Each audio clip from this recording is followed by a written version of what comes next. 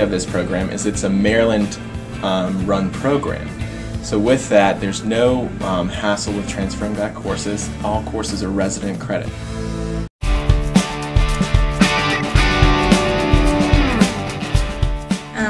I transferred so I could study abroad. It fit my major really well. I could take a lot of classes over there that would fit into the classes I needed to graduate because I didn't want to waste any time. I didn't want to delay graduation to study abroad. I guess that the classes transferred really easily and there was a lot less paperwork, which appealed to me during the application process. Just the city itself is just so exciting, and I wanted to live in a city versus on a campus for a semester.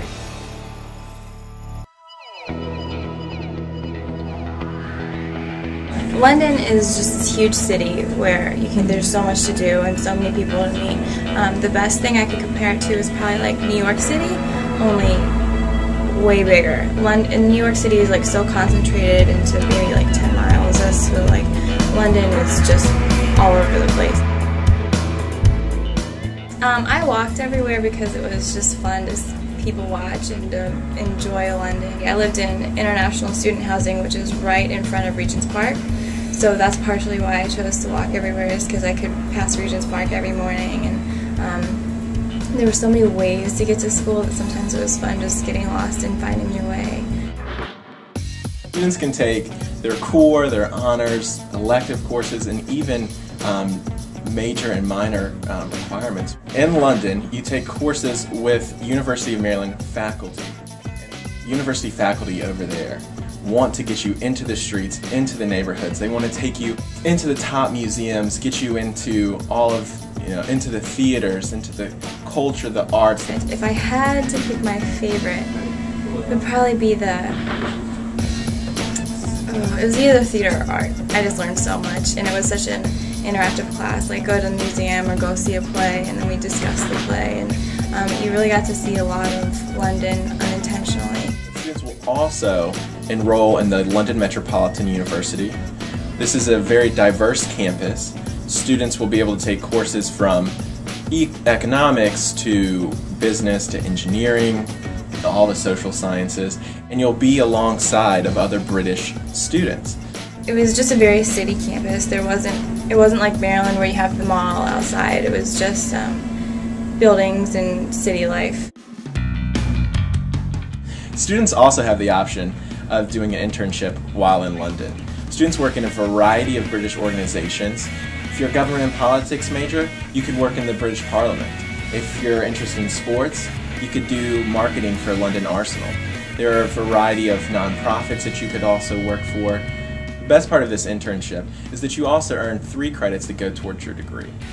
I worked at the Fred Hollows Foundation UK, which is a blindness prevention center, and basically it's an international development nonprofit. Not exactly a startup, but it had a startup environment in the way that when I started working there, it was me and just the CEO of the company. Well, there are 2 great options for housing while abroad in London. One, you can live in fully furnished flats right in the heart of London. Students' other option is to live in ISH, the International Student House. Here, students live alongside other international students that are studying in London. My roommate is from Malaysia, and we did a lot together. And then we met a lot of people on our floor from everywhere. And then the International Student Housing has a travel club, and I got really involved with the international community there. Dr. Lori Kohler is the Maryland and London resident director. She has been working with this program for over 20 years. She's actually from the US, but you wouldn't know it by just speaking with her because she's been there so long. She is there to provide support for students, to help them with all their problems, she provides a great orientation to get the students out into London, to get acclimated to their environment, to help them with any of their courses, and just she's there as a mentor and a friend. I went to Belgium, Scotland, Croatia, Italy, Paris, and then I went within England. Probably the best day trips are just if you get on a bus, National Express, They're like, it's £2 round trip to go pretty much anywhere in England. And those are the best trips, are just day trips where you can just explore England, the outskirts of London. I guess my favorite memory would be walking into the Globe Theatre. Like, my friend and I saw Romeo and Juliet there, and then we like walked back over the Millennium Bridge, which is gorgeous, so you can see the Tower Bridge, and you can see like Southwark and the city of London, and when you get back over the Millennium Bridge you see like St. Paul's, and it's just like the essence of London. It was like one of our last nights there, so my friend ended up running over to a red telephone booth and hugging it because she didn't want to leave. I think that it's just the idea of being able, like, knowing that you can go anywhere and like make a life for yourself, even if you think you're open-minded now. Like it just pushes your boundaries.